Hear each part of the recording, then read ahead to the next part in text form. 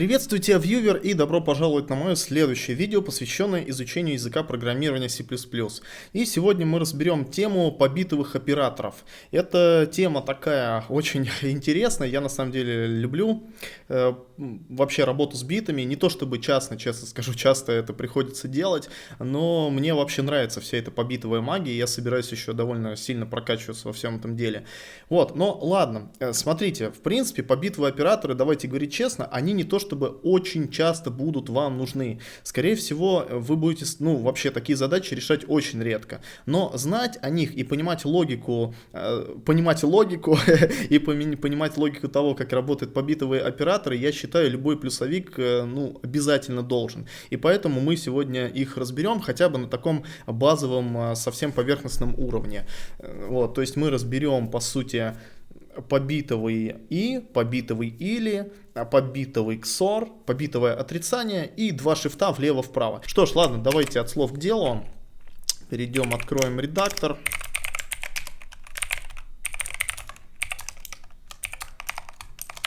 Так, как я там назвал? Bitwise, да, все правильно, Bitwise. Файлик. Вот, и смотрите, ребят, дело в том, что мы уже касались, в принципе, побитовые операторы, они напрямую связаны, опять же, с булевой алгеброй, или, как ее называют, алгебра логики, да, и, по сути, они очень похожи по тому, что мы видели в уроке, то, что я вам показывал в уроке, с логическими операторами. И та логика, которая будет применяться уже к битам, она будет очень, по сути, такая же, как и логика, которая была с булевыми переменными, да, когда мы рассматривали булевые переменные, рассматривали логические именно операторы или XOR. То есть здесь будет похожая история. Давайте начнем с конкретных примеров. Смотрите, во-первых, для того, чтобы понимать эту тему, вам, конечно, необходимо немножечко прокачаться в понимании двоичной системы счисления. Я, пожалуй, сейчас покажу вам, конечно, самую такую базу, но от себя еще порекомендую, чтобы вы немножко сами потренировались. То есть буквально зашли, потренировались попереводить из двоичной в десятичную, из десятичной в двоичную, посмотрели, посчитали для начала эти битики и так далее. Если что, я уже как-то, по-моему, в одном буквально там из первых, может, второй, первый, третий урок, где-то так, я показывал систему счисления, да, двоичную, в очень таком примитивном базовом виде, как считать.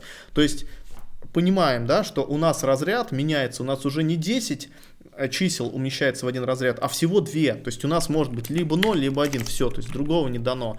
И когда мы считаем, просто для примера приведу, да, предположим, у нас есть какое-то количество разрядов, вот парочка для начала, и первый разряд у нас, младший, и может иметь какое значение? То есть 0 это 0, 1 это 1. Но если мы начинаем считать дальше, то есть 2 это уже переходит в следующий разряд. То есть единица переходит сюда, что это? Да. Вот, сюда, а здесь остается 0. То есть это двойка в двоичной системе счисления. Тройка, еще единичку прибавляете, но единичка идет уже в свободный разряд, то есть младший свободный разряд. Четверку прибавляем. Нужен еще один разряд, то есть дополнительный. Мы единичку сюда, здесь нолики образуются. Пятерка, еще одна единичка прибавляется, накидывается в младший свободный разряд, то есть там, где 0 есть.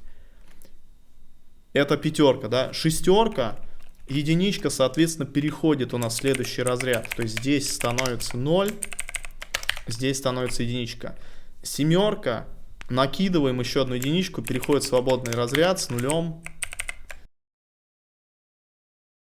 Восьмерка, четвертый разряд в двоичной системе счисления, сюда единичка, остальные все нулями становятся.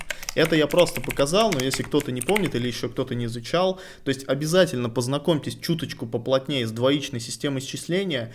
Просто сначала посчитайте вот так для себя по разрядам, подобавляйте единички, чтобы вы уже свободно в этом ориентировались. Ну и если еще попереводите из двоичной в десятичную и наоборот, будет вообще супер круто, то есть чтобы у вас не вызывало вот это, то есть чтобы вы хотя бы в голове могли себе представить, как выглядит число в двоичной системе счисления, когда вы, ну вот, берете десятичное число, и как оно будет выглядеть в этой двоичной системе счисления. Все, это что касается такой преамбулы. А теперь давайте перейдем конкретно уже к побитовым операторам, которые позволяют работать нам с битами так, ну, как с помощью логических, как бы, алгебраических функций, да, ну, я не знаю, я в алгебре не силен, но, наверное, это должно так называться. Я думаю, что логические все вот эти и или XOR, это, по сути, ну, функции алгебры логики. И вот для того, давайте начнем с самого простого какого-то примера. Мы сейчас объявим две переменные целочисленного типа. Одна переменная у нас будет хранить, ну, как бы, как первый операнд выступать, а вторая переменная как второй операнд. Давайте я так и назову. Операнд типа d1. Пока что не будем присваивать никакое значение. И int операнд 2. И для начала дадим определение, ну, первому побитовому оператору. Пускай это будет побитовое и. Вспоминаем, ну, тут, в принципе, все очень тривиально. Побитовое и возвращает истину только когда оба операнда являются истинными, то есть они не являются нулем. В нашем случае у нас так и есть, то есть в битике может быть либо 0, либо 1, поэтому в данном случае мы говорим о том, что в битике должно быть 2 единицы.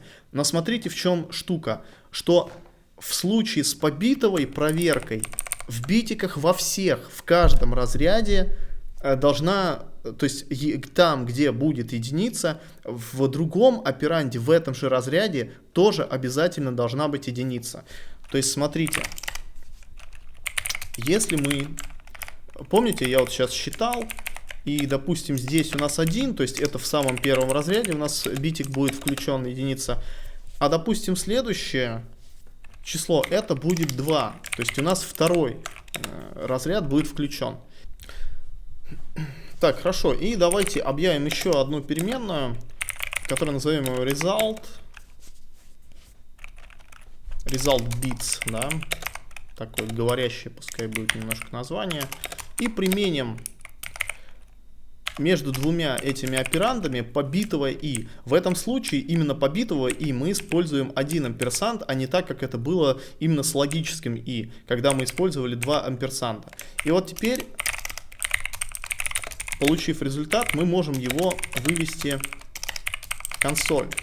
Давайте зайдем в терминал.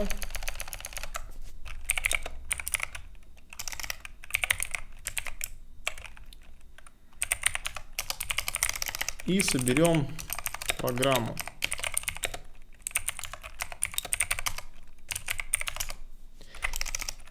И убедимся, что у нас, то есть результат result bits, наша переменная хранит 0.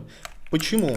Давайте еще раз возвращаемся к тому моменту, что я говорил, что в случае побитовой проверки с помощью побитового оператора и будет проверен каждый бит, то есть каждый бит. То есть смотрите, так как у нас единица, это по сути вот такое представление в двоичной системе счисления, а двойка это вот такое представление, то в данном случае мы получаем, что здесь у нас логическое как бы, да, сравнение между вот этими битами, ну вот смотрим, да, и тут 0, и тут 1. И возвращает логическое 0. То есть здесь результат получится вот так, 0. Пишем внизу результат, да. И здесь сначала 1, потом 0. А логическое и, то есть для него, чтобы логическое и вернуло true, необходимо, чтобы оба операнда были true. То есть в этом случае у нас один операнд 0, не true, да, то есть false. И возвращается тоже 0. В итоге имеем 0. Но смотрите, идем дальше. Идем дальше. Предположим, что у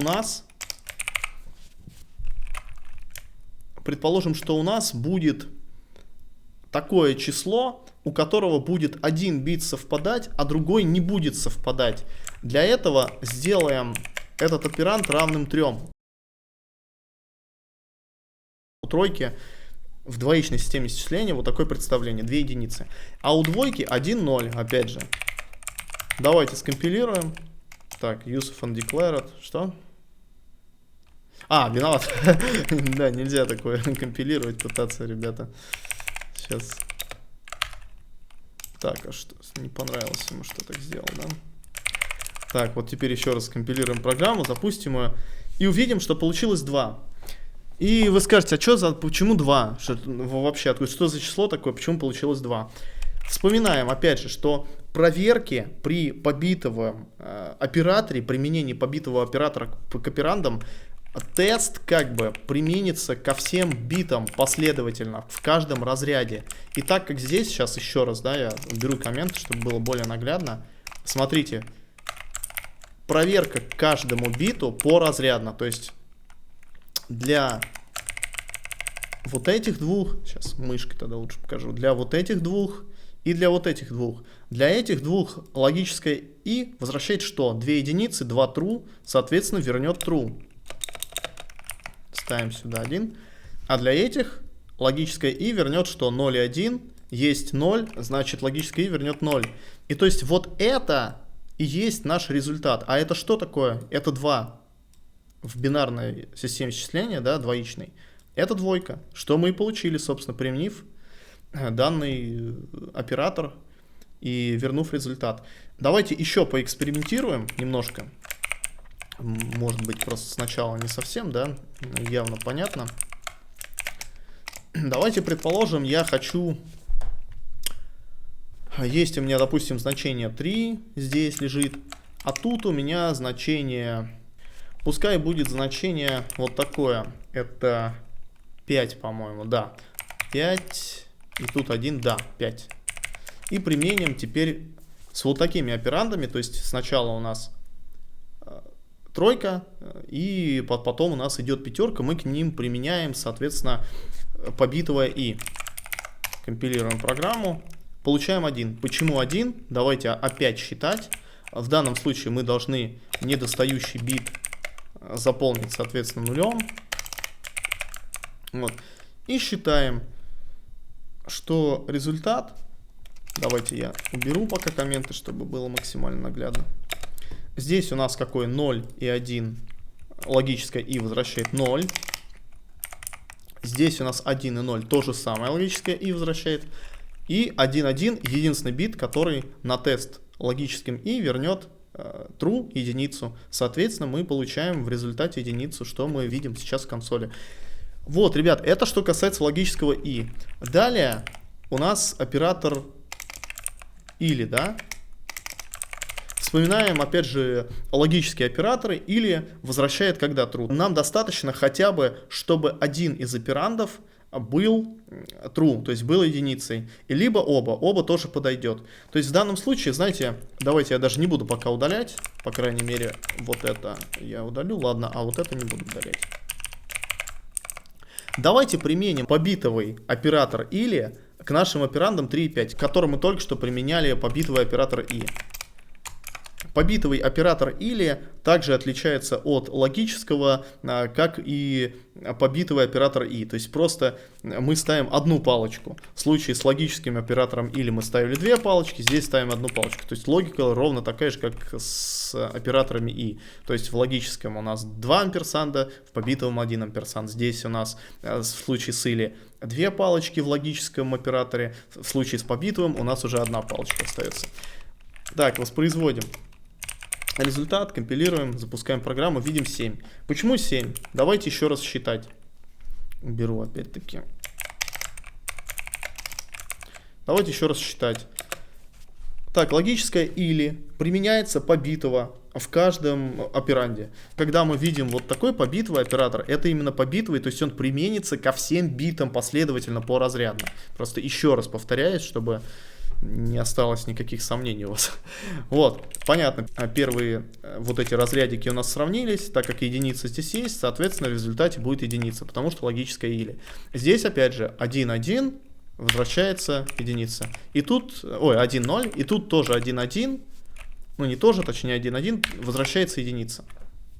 То есть понимаем, да, что в случае, когда мы применяли и, здесь у нас 0, здесь 0, и только здесь единица, поэтому в итоге мы получили единицу. Ну а с логическим уже применением или у нас везде единица, потому что для или достаточно хотя бы одного из операндов, который будет иметь true. То есть здесь получилось у нас в результате 1, 1, 1, что в двоичной системе счисления равно 7. И все, то есть такой результат мы имеем.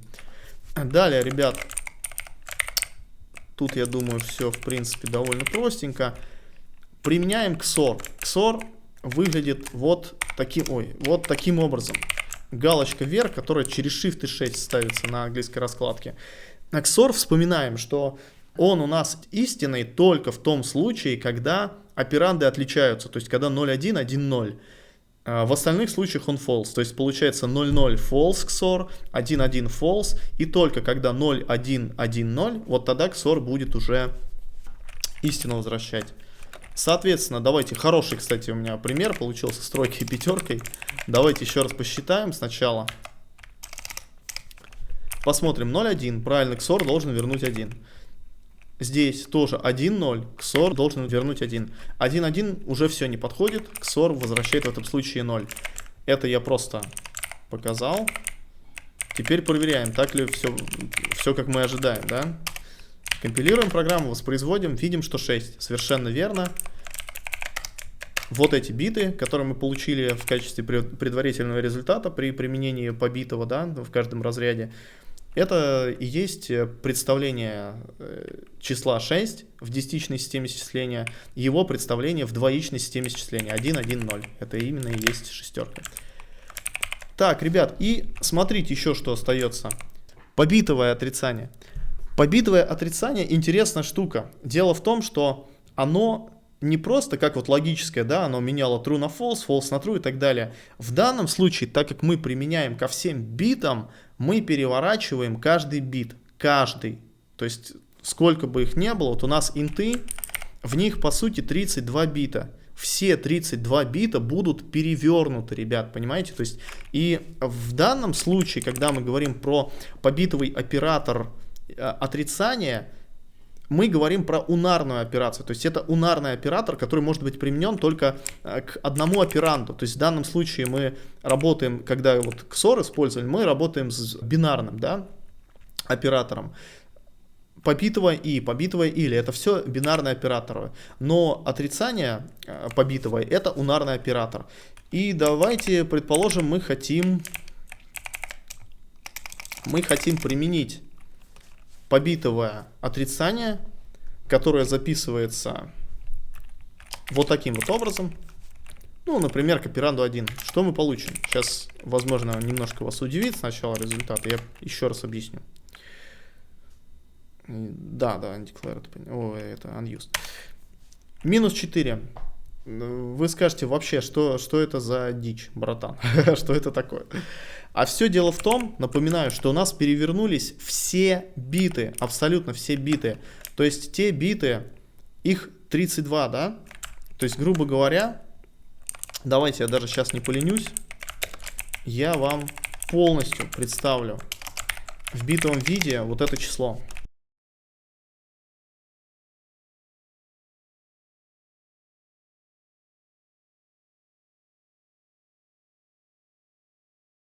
Три, 4, 5, 6, 7, 8, 9, 10 и только последние два бита единички.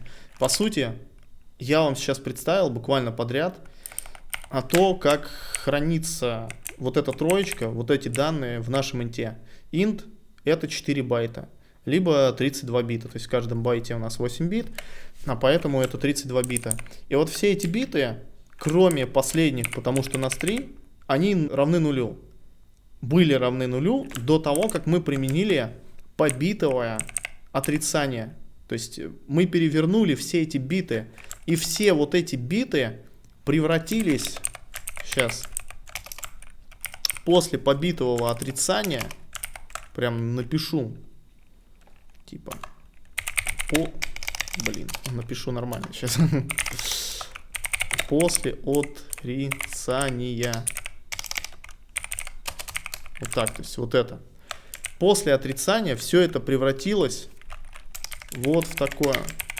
Я даже не поленюсь, я исправлю каждый бит.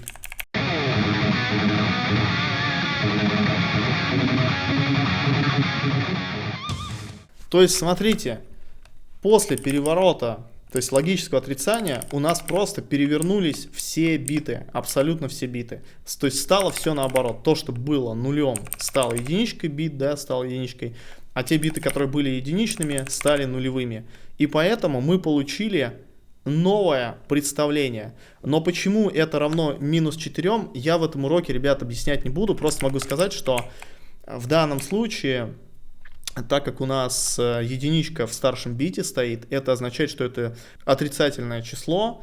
И у нас тут немножко обратная, логика. Я пока что не буду вам забивать этим голову. Когда-нибудь обязательно мы познакомимся, что такое, как вообще хранятся данные, да, эти биты, что такое первое дополнение, второе дополнение, туз комплимент там и так далее. Пока что не будем. Просто поверьте, что это, по сути, представление, то как хранится число минус 4 в памяти. Вот и все, в данном нашем конкретном случае. Но вам вообще достаточно пока что запомнить, что просто при побитовом отрицании все биты переворачиваются, все глобально. Вот, это что касается побитого отрицания.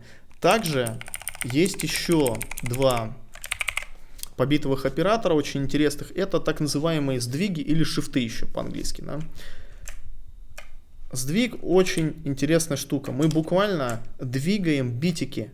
То есть буквально мы их передвигаем либо вправо, либо влево. Вот давайте опять возьмем наш операнд 1. Ну и для начала я попробую на 1 бит. Это делается вот так. Указывается оператор вот таким образом. Рыбки такие, как здесь в Сиауте, вы уже, наверное, привыкли к ним. Рыбки влево плывут. Что означает, что биты тоже поплывут за рыбками влево. И на какое количество бит. То есть следующий операнд, это бинарный оператор побитовый сдвига. Мы указываем следующим вторым операндом, на сколько бит мы хотим передвинуть. В данном случае давайте передвинем на 1 бит и посмотрим, что у нас получилось. Видим, что 6. Почему 6? А все просто. Все просто. Так как у нас было вот это, что будет, если вот из этого все биты передвинуть влево, да? То есть после того, как мы их передвинем, что получится? Естественно, получится вот это. А это и есть 6. То есть у нас просто эти единички переместились. Эта единичка переместилась сюда, а эта единичка встала на место вот этой единички. То есть получилось, что у нас слева 2 единички, а тут нолик, потому что отсюда эта единичка уехала. То есть просто буквально каждый бит смещается на какое-то количество бит. Далее, смотрите. Давайте убедимся в этом. Давайте на 2 бита сместим. Какое мы значение получим, интересно, да?